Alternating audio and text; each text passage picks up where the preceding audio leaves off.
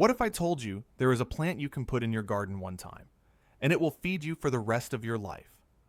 A plant that gives you tender shoots in the early spring that taste like asparagus. A plant that then gives you broad, nutritious leaves all summer that you can cook just like spinach. And a plant that even gives you tiny, broccoli-like flower heads that were once considered a delicacy. This plant was a staple food in Europe for hundreds of years. It grew in every cottage garden. It was a reliable, year-round source of food that asked for almost nothing in return. And then it was erased. Not by a disease, not by a change in climate, but by a system that decided it was more profitable to sell used seeds every single year.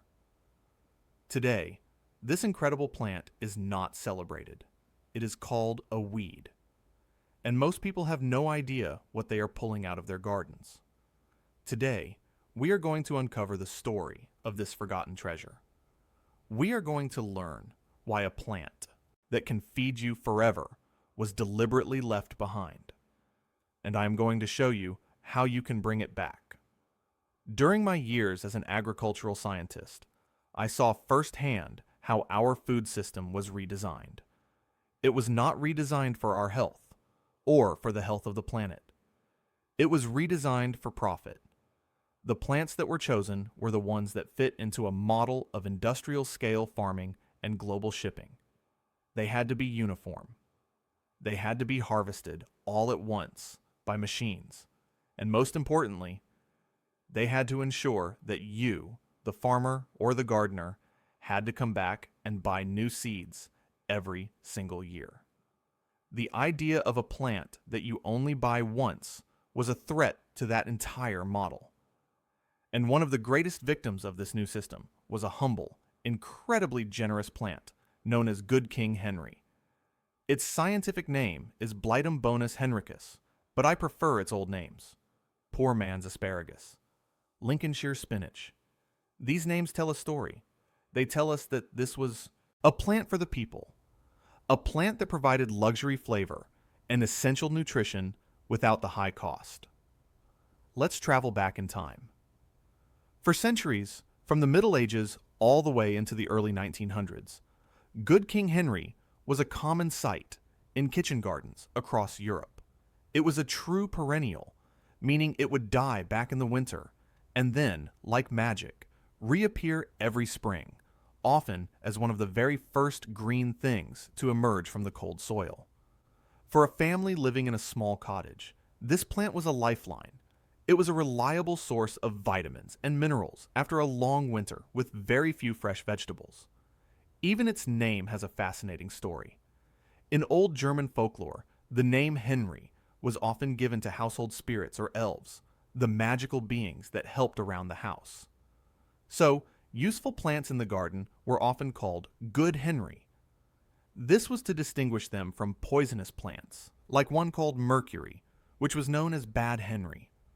So, this plant was the Good Henry of the garden, the helpful spirit that provided for the family. The king part was likely added later in English, a sign of how much this plant was respected. So what made it so special? It was like having 3 vegetables in one. In the early spring, as the ground began to warm, the plant would send up thick, tender shoots. These could be cut just below the soil, bundled together, and cooked just like asparagus. They were a seasonal treat, a taste of spring after a long winter. This was the poor man's asparagus. After the shoot harvest was over, the plant was allowed to grow. It would produce large, triangular, dark green leaves. These leaves could be picked all through the spring and summer. You could take a few leaves from each plant, and it would just keep producing more. They were used exactly like spinach, which is a close relative. They are full of iron and vitamins. This was the Lincolnshire spinach, a name that tells us it was a regional staple in England, and it didn't stop there. In the summer, the plant would produce tall flower spikes. The tiny, unopened flower buds could be harvested and cooked. They were treated like a gourmet delicacy, similar to a tiny head of broccoli or cauliflower. It took time to gather them, But for a special meal, they were worth the effort. This was a plant that gave and gave and gave. It was incredibly resilient. It could grow in all sorts of soil. It didn't need much care. You planted it once, and it became a permanent, productive member of your garden. It was the definition of food security. So where did it go? Why is a plant this amazing now considered a weed? Why do garden centers sell dozens of varieties of annual spinach, but you will almost never find a single pot of Good King Henry? The answer is simple and sad. It didn't fit the new model. The Industrial Revolution changed everything, including how we grow our food. As people moved from the countryside into cities, they stopped having their own cottage gardens. They started buying their food from stores. And the food system changed to meet that demand. Farming became a business on a massive scale. And in this new business, perennials like Good King Henry were a problem. You can't harvest a field of Good King Henry with a giant machine. The shoots come up over a few weeks. The leaves need to be picked by hand, a little at a time. It requires a relationship with the plant. Industrial agriculture has no time for relationships. It needs uniformity. Spinach, on the other hand, was perfect. You could plant a huge field of it all at once. It would all be ready at the same time. A machine could come through and cut it all down in a single pass. It was efficient. It was profitable. And most importantly, you had to buy the seeds and plant it again the next year. And the year after that. And the year after that. It was the perfect product for the new seed companies. And so, Good King Henry was simply forgotten. It was pushed out of the seed catalogs. It was replaced by its annual cousin, spinach. Gardeners were taught that you were supposed to dig up your garden every year and start over. The idea of permanent, perennial vegetables was lost. Within a few generations, a plant that had fed people for 1,000 years was rebranded as a weed. I've seen it myself, growing on the side of a path or in a forgotten corner of an old farm, and people walk by it every day, completely unaware that they are looking at a powerhouse of nutrition. In some parts of Germany, where it was once a common food, the wild populations have declined so much that it is now considered an endangered species. Think about that.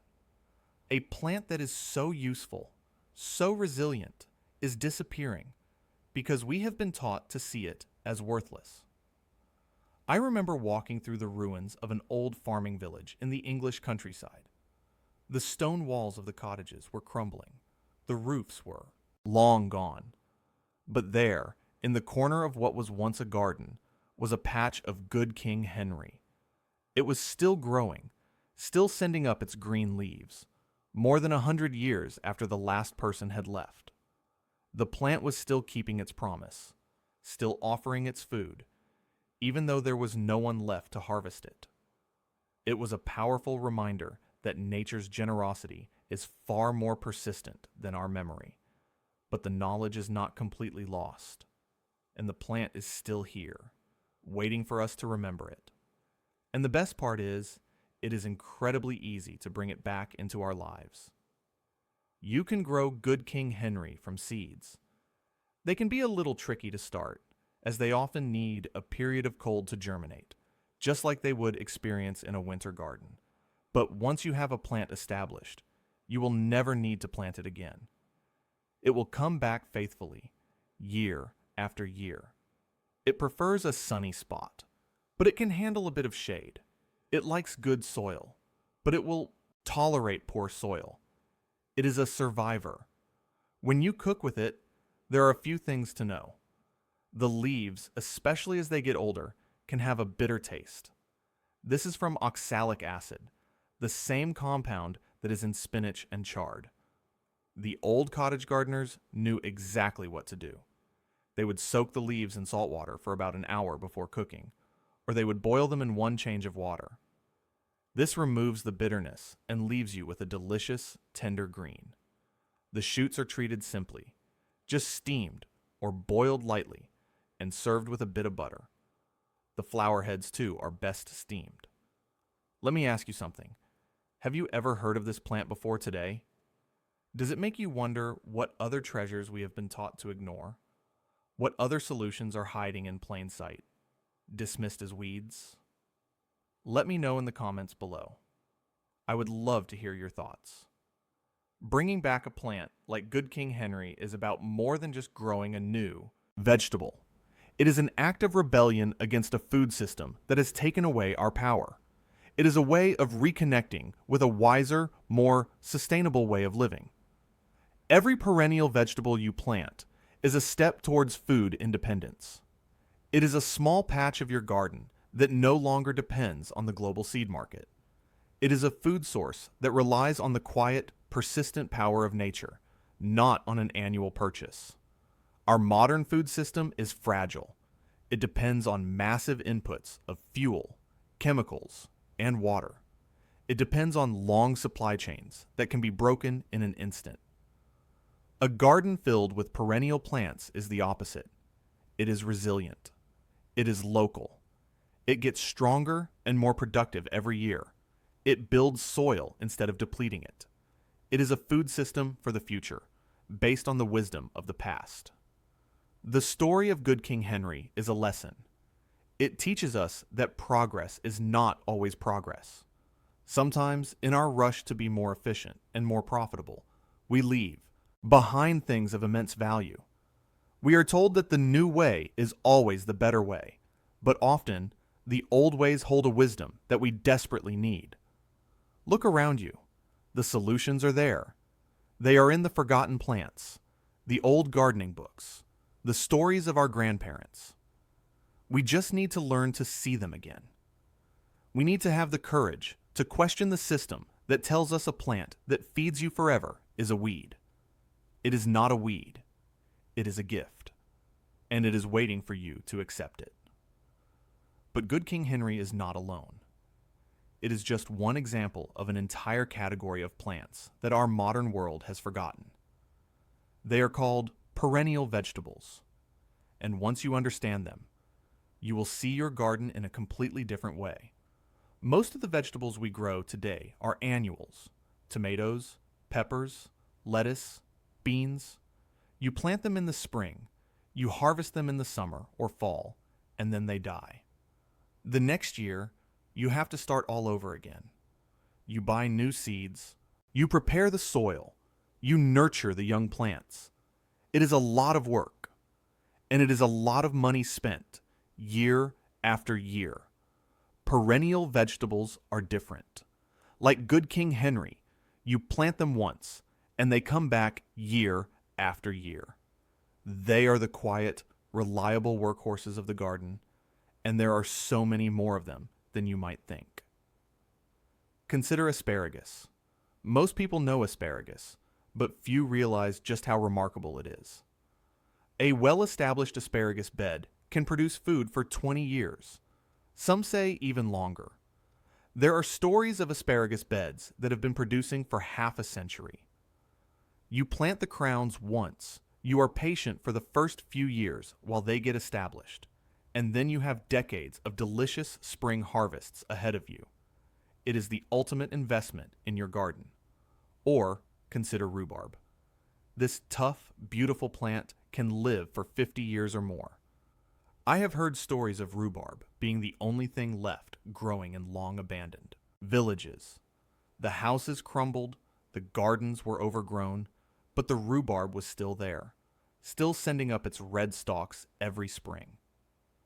It is a survivor, and it provides a tart, delicious crop that is perfect for pies and jams. Then there is skirret. This is another plant that has been almost completely forgotten. Its name comes from an old word meaning sugar root, and that tells you everything you need to know about its flavor. It was grown in Europe from the Middle Ages into the 1800s. The roots are sweet and soft when cooked, like a combination of a carrot and a potato. It is a true perennial, coming back year after year. And just like Good King Henry, it disappeared because it was too difficult for industrial agriculture. The roots are small and clustered, impossible to harvest with a machine. But for a home gardener with their own two hands, it is a wonderful and rewarding crop. There are perennial onions, like the Welsh onion, which is like a giant chive that lives indefinitely. There are walking onions, which form little bulbs at the top of their stalks that fall over and plant themselves, slowly walking across your garden. There is perennial kale, which can produce leaves for 5 or 6 years before it needs to be replaced. There are Jerusalem artichokes, which produce an abundance of tubers that taste like a nutty, slightly sweet potato. The list goes on and on. There are over 70 known perennial vegetables that can be grown in a temperate garden. 70 plants that you can put in the ground once and harvest from for years, even decades. And yet, how many of them have you heard of? How many of them are sold at your local garden center? The answer, for most people, is almost none. And that is by design. A perennial plant is a one-time sale. An annual plant is a customer for life. The seed companies, the garden centers, the entire industry is built on the assumption that you will come back every year and buy more. A garden full of perennials is a garden that has escaped that cycle. It is a garden that belongs to you, not to the companies that want to sell you things. But the benefits of perennials go far beyond saving money. They are also incredibly good for the environment. Annual crops require the soil to be tilled and disturbed every year. This releases carbon into the atmosphere and destroys the delicate structure of the soil. Perennial plants, on the other hand, keep their roots in the ground year after year. They build soil. They capture carbon. They provide habitat for beneficial insects and microorganisms. A garden based on perennials is a garden that works with nature, not against it. And because their roots are so much more extensive, perennial plants are also far more drought resistant. Think about the last time there was a dry spell in your area. You were probably out there every day, watering your lettuce and your tomatoes, trying to keep them alive. But the old apple tree in the corner, the rhubarb patch, they were fine. Their deep roots could find water that the shallow-rooted annuals could never reach. In a world where water is becoming more and more precious, this is a huge advantage. I want you to imagine a different kind of garden. A garden where the work gets easier every year, not harder. A garden where you are not constantly fighting against nature, but working with it. A garden that is filled with plants that are your partners, not your dependents. This is the garden of perennial vegetables, and it is a garden that anyone can create. Start small. Find a corner of your garden and dedicate it to perennials. Plant some asparagus crowns. Put in a rhubarb plant. Try to find some good King Henry seeds or plants. Add some perennial onions. Year by year, expand this corner. Let it grow, and watch as it becomes the most productive, the most reliable, and the most rewarding part of your entire garden. The knowledge of these plants was passed down through generations. Grandparents taught their children, who taught their children, but somewhere along the way, we broke that chain. We were told that the old ways were outdated, that modern agriculture had all the answers. We were taught to trust the experts at the seed companies, the chemical companies, the big grocery chains. And in doing so, we gave away something precious. We gave away our connection to the land, our knowledge of how to feed ourselves, our independence. But it is not too late to get it back. Every time you plant a perennial vegetable, you are reclaiming a piece of that lost knowledge. You are saying that you refuse to be just a consumer, that you want to be a participant in your own food supply. You are choosing resilience over convenience, wisdom over marketing. Look around you. The solutions are there. They are in the forgotten plants, the old gardening books, the stories of our grandparents. We just need to learn to see them again. We need to have the courage to question them, system that tells us a plant that feeds you forever is a weed. It is not a weed. It is a gift, and it is waiting for you to accept it.